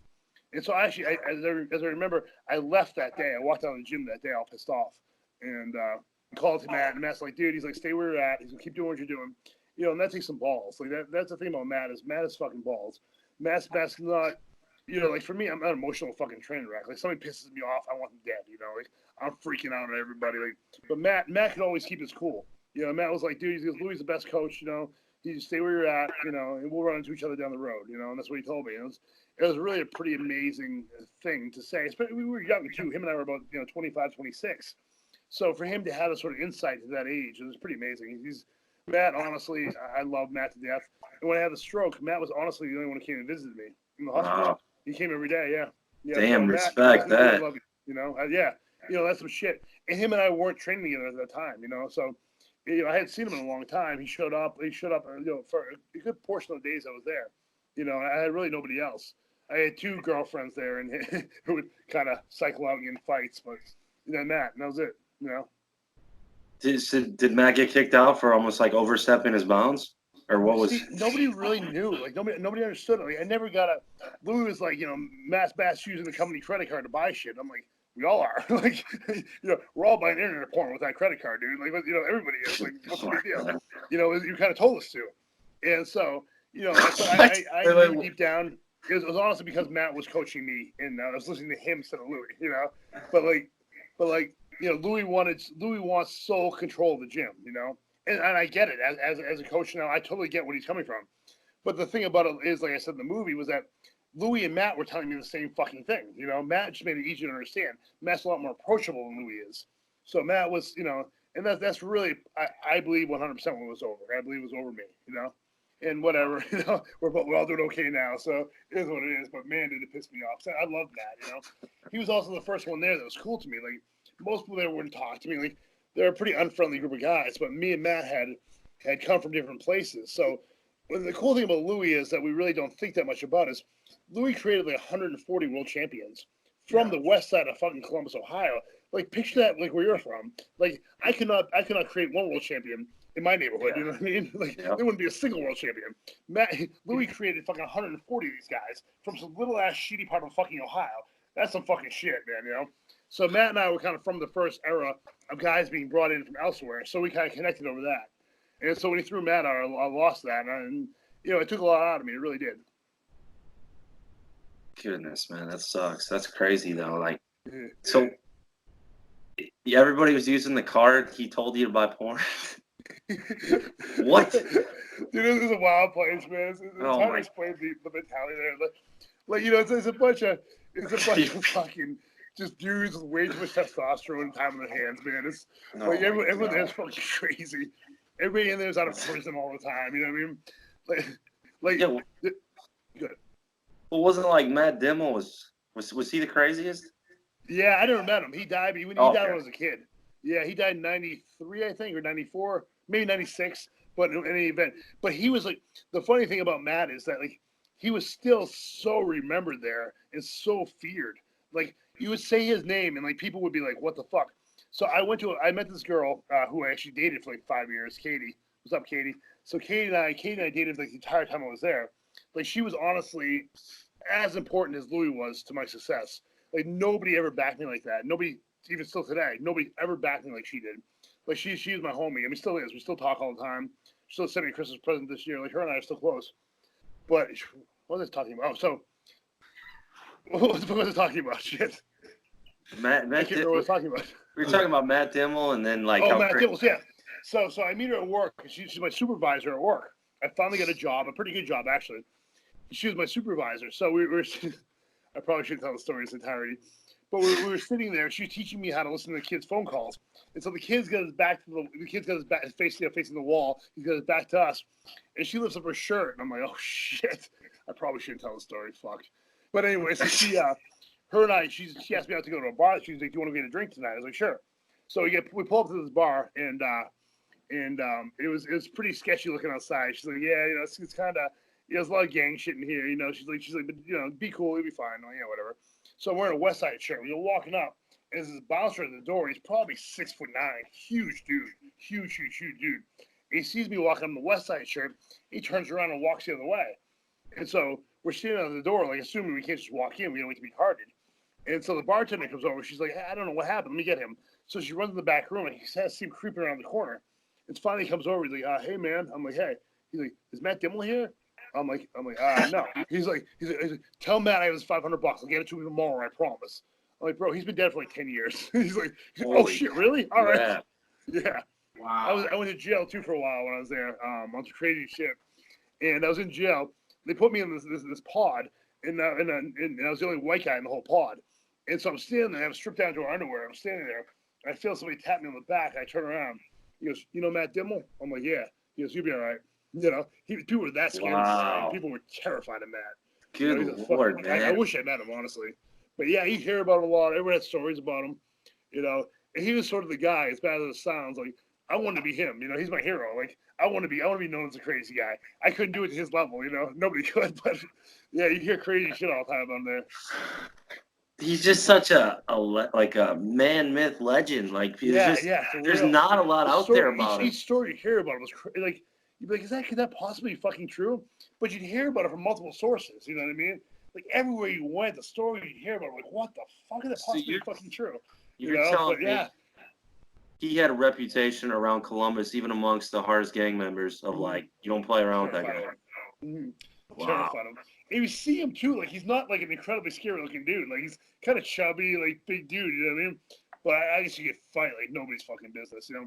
Plus, he pulled a gun on you in 2 seconds, you know what I mean? He just didn't give a fuck. But, I mean, I guess to his friends and stuff, he's a good dude. You know, he broke Chuck V's neck. I'll think about that for a minute. I mean, Chuck V, fuck.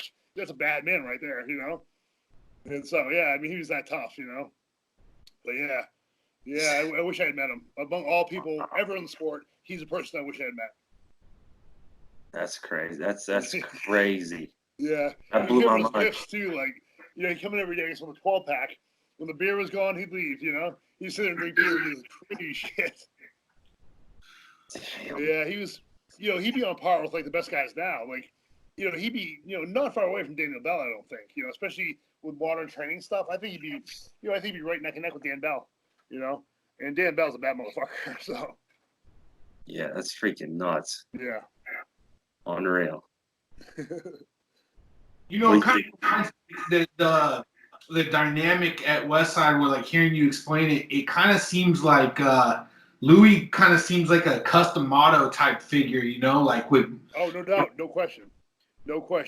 And I'll be straight up, man. Like, the same thing that happened, you know, the same thing that happened to Mike kind of happened to me when I left there.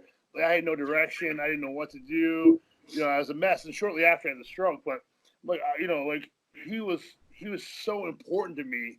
You know, even like outside when I first got there. So again, I was kind of crazy. I like to party. You know, I like to drink. I like to go out and be crazy. And so he goes, hey Greg, let's go for a ride.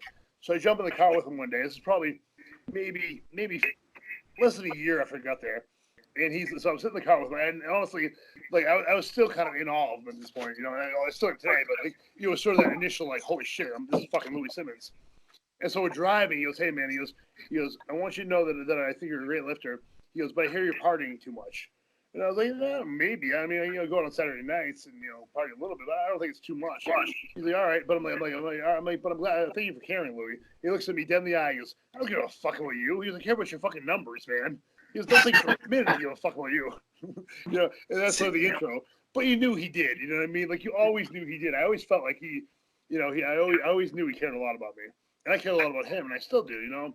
It's always like, you know, it's always been one of those things, like, you know, I did get to do it, like, go back and make up, and, like, it was kind of funny. Like, I hadn't seen him in years, so I went back, like, you know, probably about 10 years. 10 years? Nah, probably about 8 years I hadn't seen him. And I go back, and we sit down for lunch at Olive Garden, and we had the same conversation we had the day I left. Like, still talking about how shitty the U.S. you know coaches Olympic lifting. Like, the same conversation. I was like, Jesus. Oh, but yeah, he's nuts. I love him. One of a kind. Where were the go-to spots that you guys would eat at?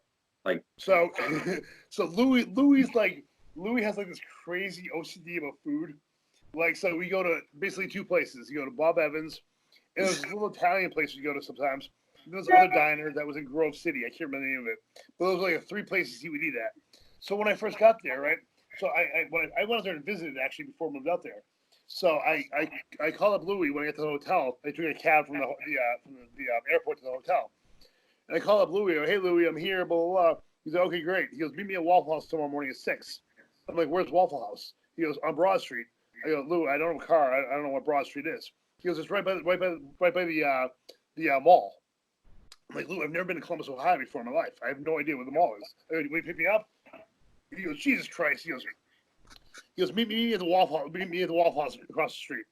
So I go in there, and our first conversation was about how much he hated Waffle House. So he wouldn't eat. So he sat there and bitched the entire time. And I remember at one point, I go, you want to just get in the car and go to Bob Evans? It's like, you told me it was down the street. He's like, no, we're here already. Fuck this. He's like, I'll eat some bread. You know, so like that was our first meeting. Yeah. He was so crazy about that too. Like we end up going to some place on the road.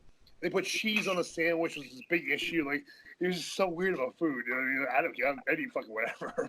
Like, and he wouldn't. If I had a bad cough once. We were in Pennsylvania, and I had a bad. Not a great cough. It wasn't bad. I killed everybody. I told him like 25-65, and he wouldn't eat with me.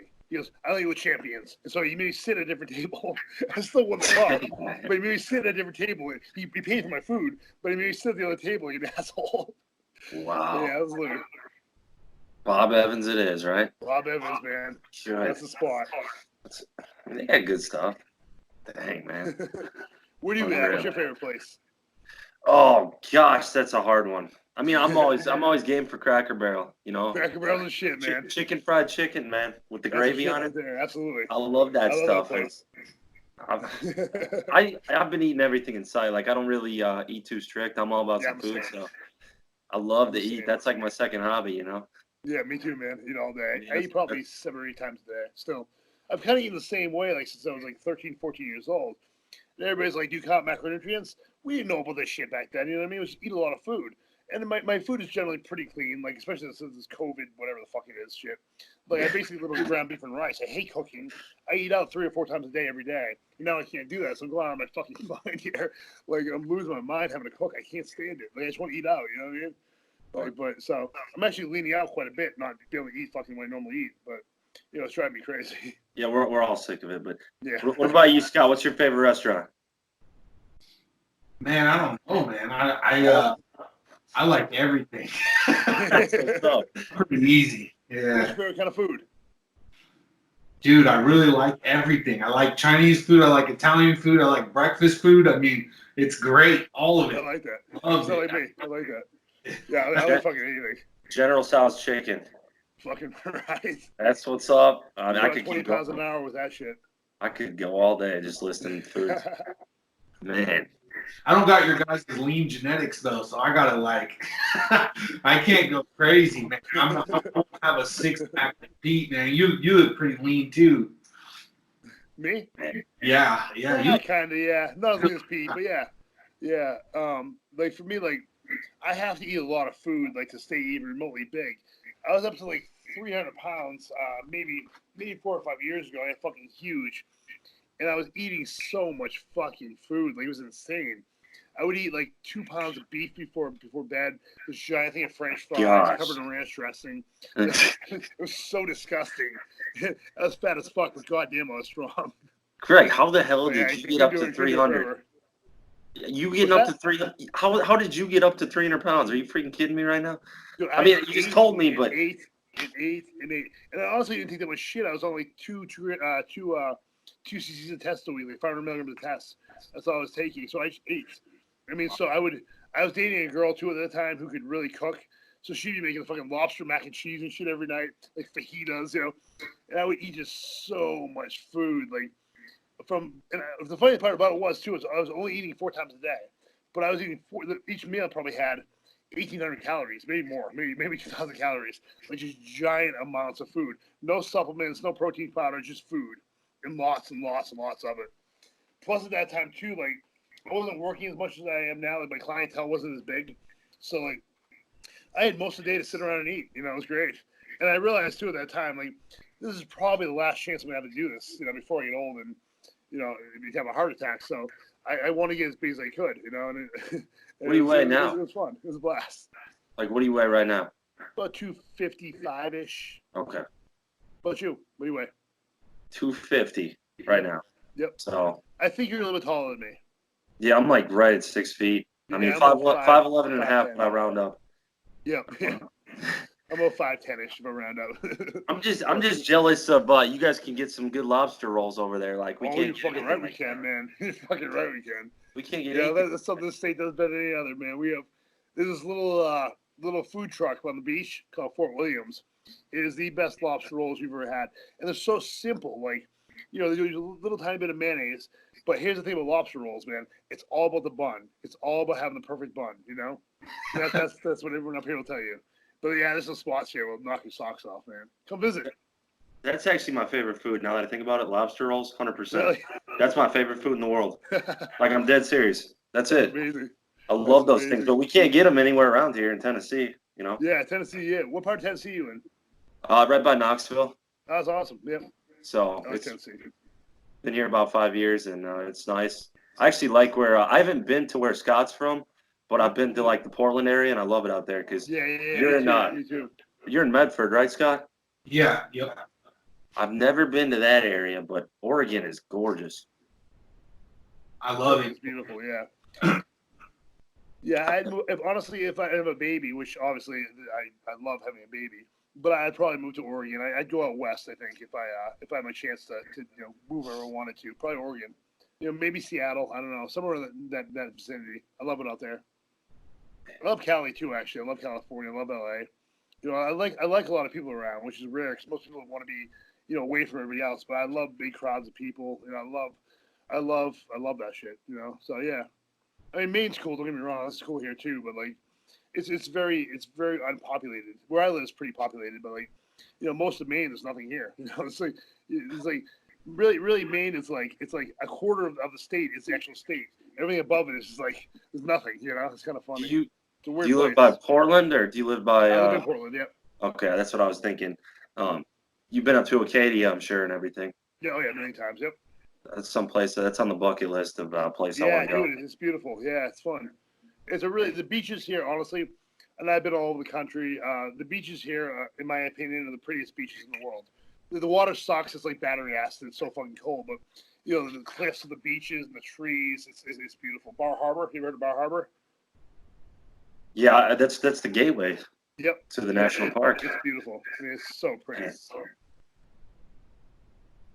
There's some Yeah, amazing food up here too. You got any burning questions you want to ask him, Scott?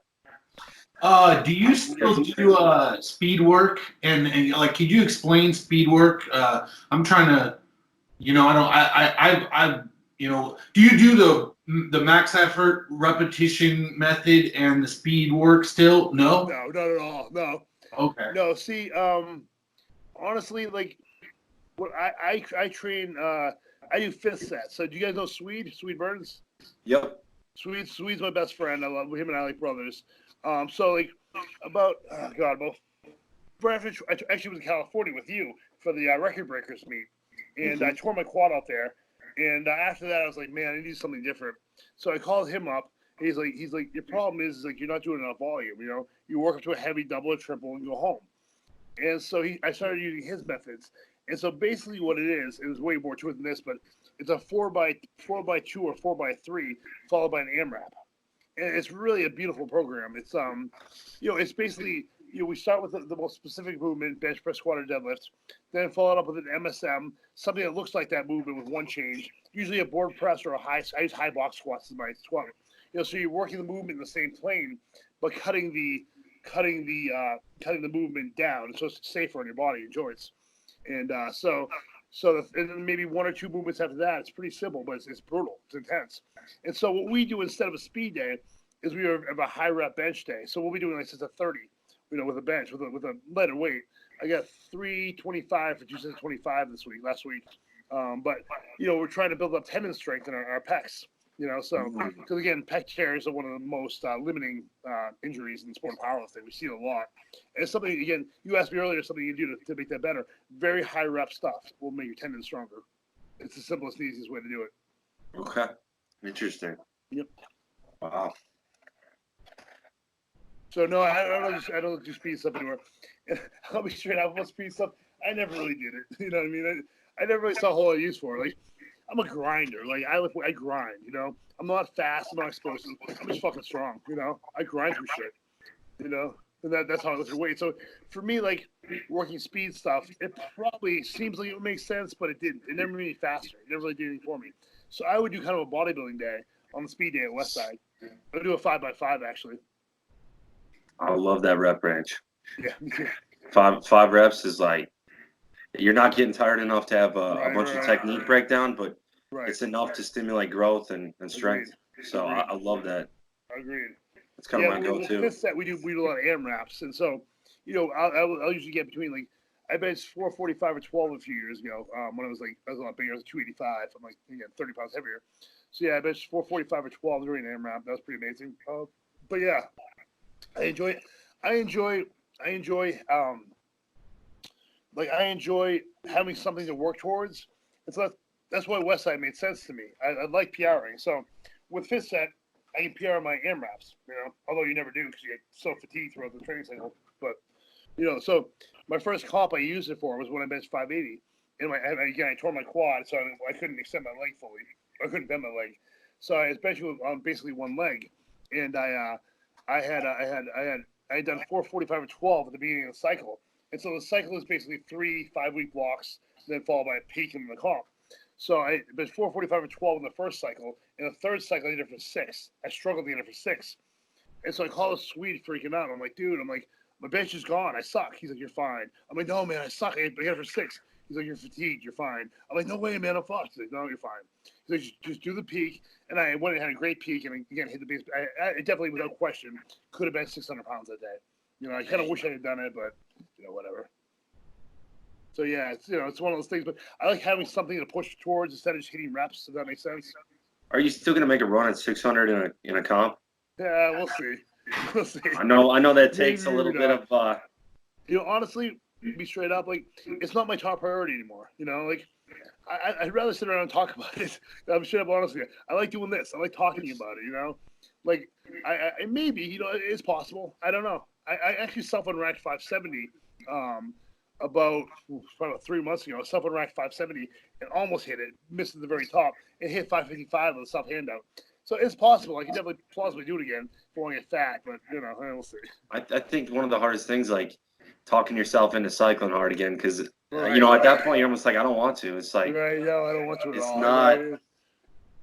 Been there, done that, and you kind of like, yeah. Yeah.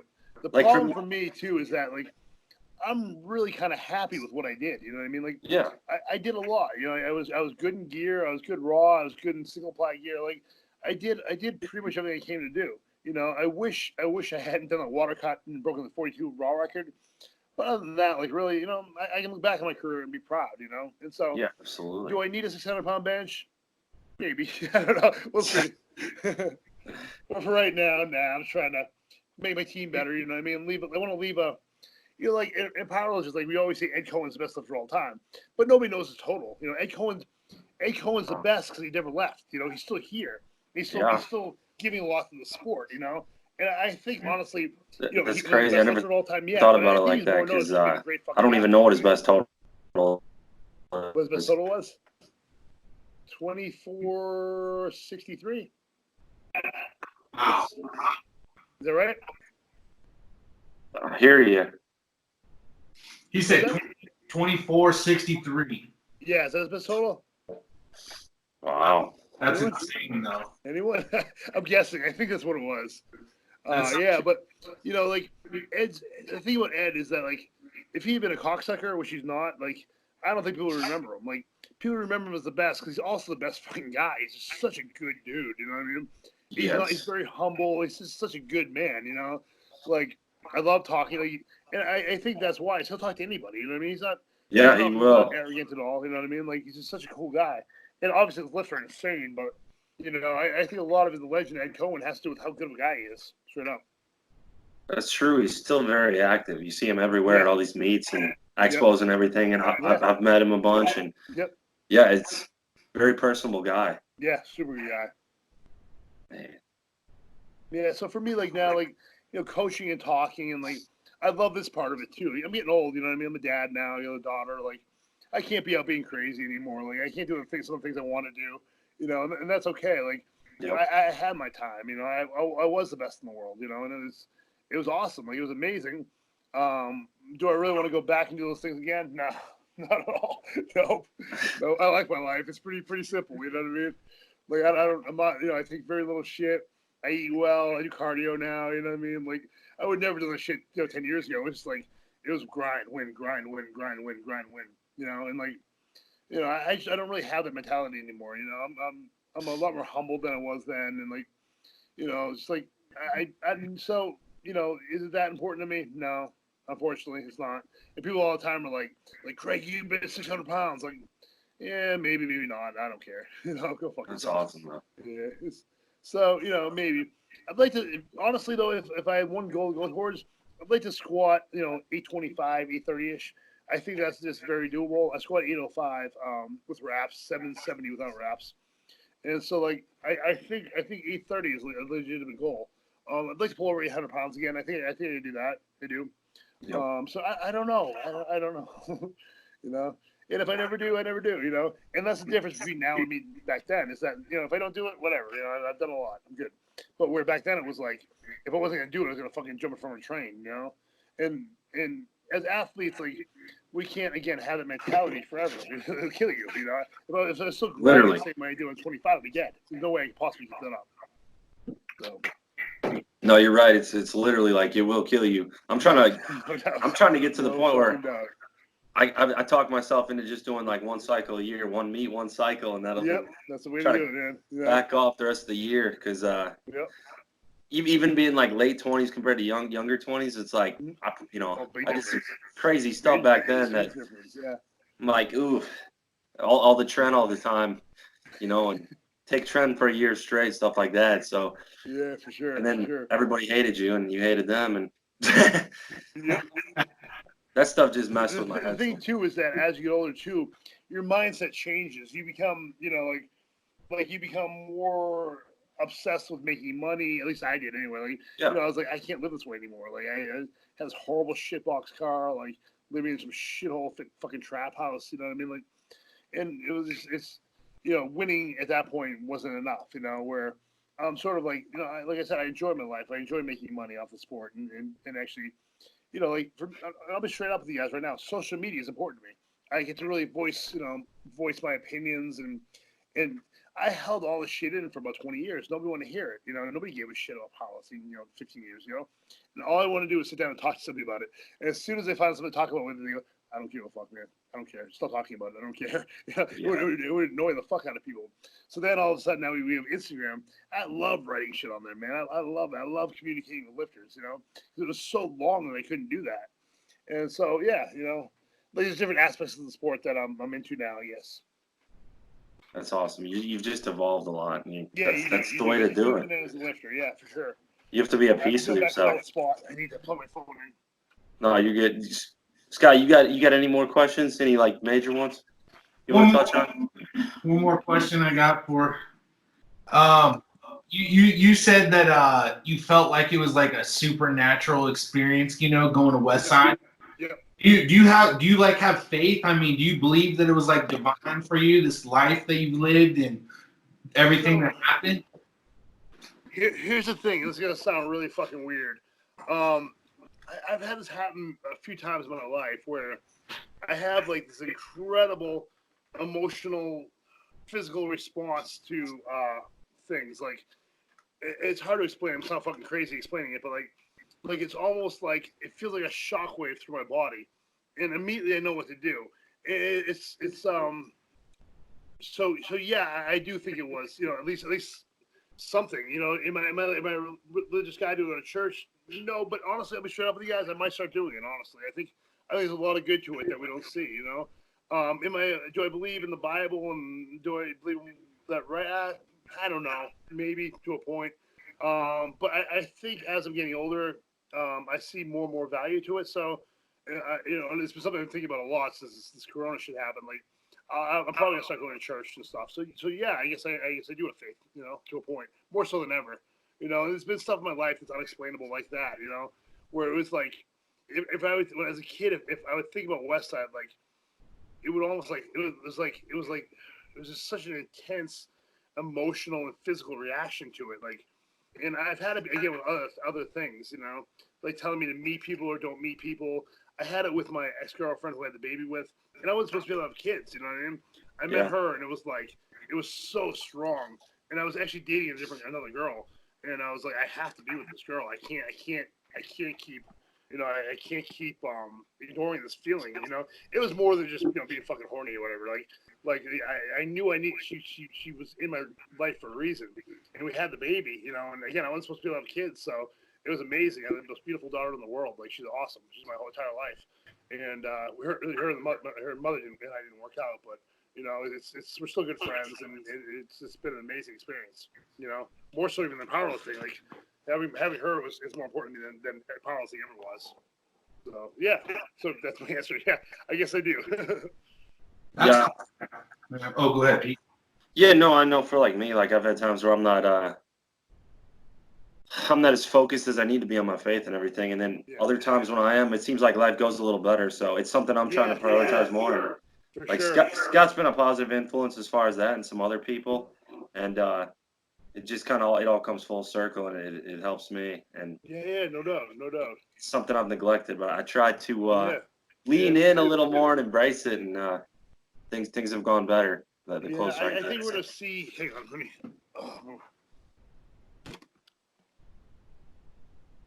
My back's locking up. We're going to bed. Oh Lord, my back. I think we're gonna see a lot more of that. You know what I mean? I think we're gonna see a lot more people going to church after this. I do. I think we're going to see kind of go back to that, which I think is going to be a good thing. You know what I mean? I think faith is very important. Am I super religious? No, but I'd like to be more. I'd like to have more faith and be around people with good goals and good people. So yeah, that's my answer. You'll find this interesting. I like stuff like this, but by definition, so to be religious is actually what that means is like, so if you do something every day, say you drink coffee every morning at 6 o'clock, right? That means you're a religious coffee drinker. Sure, no doubt. And it doesn't actually have anything to do with your relationship with God or faith or anything. It's just usually people who do believe in God, they pray every day, they go to church every Sunday, so they become religious. But there's no actual connection between religion and faith. There is no connection. That's just, it kind of took it on, that identity that it is faith-based to be religious, but it's not connected. And there was a guy that told me a story. I love preaching, man, so I'm gonna preach a little bit. There's one of my friends, he went to Israel, the Holy Land, Jerusalem, and he said he saw all these shepherds, and they had sheep, and they all went down to this river, and there was just like tons of sheep going to this river, and he said all the sheep were mixing amongst each other. And he said he was like freaking out. He's like, dude, you guys are freaking, your sheep they're all getting mixed up, and you're not going to know which ones are yours, or you know what I mean? Like he said it was like driving him crazy. Like, dude, how aren't these guys going crazy? But when the shepherd would call them, he had a call, all of his sheep would come to follow him. Wow. And what you were like, the story you were telling me, I believe that is God in your life. 100%. I do believe what you're saying about that emotional feeling that was speaking to you, and you're like, I have to do this. I really do believe that was the voice of God. That was God speaking. No, it was absolutely something. It really was, man. I agree. 100%. 100%. And follow that. I mean, that's how you got your daughter. That's how you went into powerlifting, and follow that, man. Absolutely.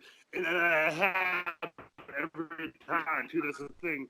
I was talking to somebody about the other day. Actually, it's been a really important part of my life. Like, again, it's happened probably, I don't know, 15, 20 times. It's kind of a funny story if you get a minute. So when I was a kid, I was like 7 or 8 years old. I played soccer, as a kid, and I got this incredibly strong feeling. You guys ever play soccer, Pete? You play soccer? Yes. Scott? You know what a corner kick is? But where they kick the ball in, the ball goes out of bounds, you hit it from the corner. Yep. So I had this really, really strong emotional feeling. Like when you do a corner kick, everybody kind of lines up a certain way.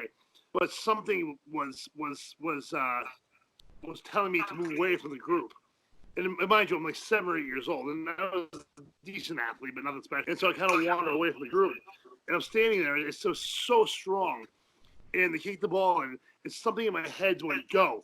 I did a bicycle. You know what a bicycle kick is? Where you hit the ball over your head and Yeah. goal. So I bicycle kicked the ball in the goal, and I stood up, and the whole place was just dead silent. I stood up, I started crying, and my dad had to run off the field and get me off the field, and nobody knew what was going on. You know, the place was just dead silent because obviously 7 or 8 year old kids can't do that. You know, don't have the, you know, the ability to kick a ball into a goal that way. You know, I basically did a backflip and hit the ball in, and I never did anything like that before or again. But that feeling always stuck with me, and why that happened or whatever, I don't know. But it happened to me a lot, like at Westside and stuff too. Like I would get this incredible feeling that I had to do this weight, and a lot of it was crazy. Like I did some crazy shit out there. Louie talked about some of it in an interview recently. Somebody said it this morning. That I said, but like you know, I was always able to. And it's not that way so much anymore. But you know, I could just do crazy shit after crazy shit. It was like something else was leading me besides just my ability. You know, it was stuff I shouldn't have been able to do. You know, and so I've always thought a lot about that and what it was and why. And yeah, you might be right, man. I don't know. I'd like to know. You know. Yeah, that's something like last week. You know, Julius Maddox and like Scott talked about, and all we use our gifts for that, and you know, God used our gifts to spread the word out. And I never try to force it on people, but I'm trying to be more vocal about like, yeah, that's something I believe in. I'm not going to hide it. So Absolutely. That's kind of what I feel like is kind of the best way to go. It's like don't be afraid to be open, but you don't have to force it on people either. And I think that's what works really well. So I'm trying to do more of that and embrace this gift, and hopefully I like that. help people out. So You're the man. I like that. yeah, appreciate it. Yeah, when I found God, I didn't go, you know, I wasn't like a religious person, and I didn't find God in a church, but I did, you know, I read the Bible, and there was a verse that said, it was in Deuteronomy, and it said, but from there you shall find the Lord your God if you seek him with all of your heart and all of your mind and all of your soul. And I read that and I said, like, I could do that. You know, I could do that. I could seek God with all my being. And, you know, I just felt like I was that type of person that was like all in about things. And I went out into the woods and I prayed and I was like, God, you know, I'm here and I'm not focused on nothing else. There's nothing else I'm looking for. There's nothing else I'm trying to do. I'm trying to find you. And like, in my mind, I was like, either I'm going to find God right now or I'm not, or there is no God. You know, this is either a lie or this is true. And I said that, and your story kind of, because of peace, there was just peace, and it wasn't like a voice. I didn't see God. I didn't, you know, it wasn't like a man came on the clouds or something. It was just this presence of this peace all through my body. And I was like, that's God. I knew it was God. I was like, this is God. And I always recognize the voice of God in my life, which it's not an audible voice. You know, it's a feeling, like you said. Yes, there. Yes. Are we getting mixed up here a little bit? The devil's trying to attack us. You still there, bro? I'm still here. Yeah. Yeah, I'm still there. You good? Okay. I think you got anything else? Or we're gonna wrap it up there. That's perfect. Yeah, we're about an hour and 40. That's probably good. You want to plug anything, Greg? Anything you want to like tell people how to contact you or about anything? He's frozen. He's frozen, man. Hey, Greg, thank you, man. Thank you for coming on, man. You're awesome. I enjoyed this. Yeah, there were some crazy stories, a lot of things people didn't know, and like just interesting stuff. So yeah, that was good, man. Thank you for talking, man. All right, brother. I'll talk to you next week. All right.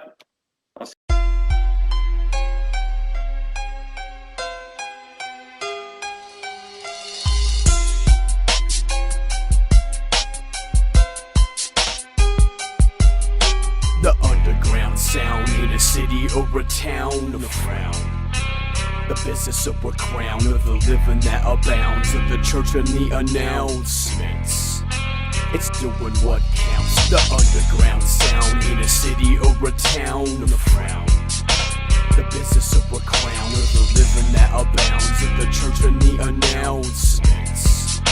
It's doing what counts. The underground sound is the voice within, to give ear to the spirit and to flee from sin, to live for Jesus and the praise of him, by not selling out for the praise of men, to do whatever it takes, no matter what the cost, to keep pushing up the weight, carrying the cross, straight bench pressing sin, defend the word that lacks, and your best mention him, or then you gon' die. Cause the underground sound ain't a city or a town,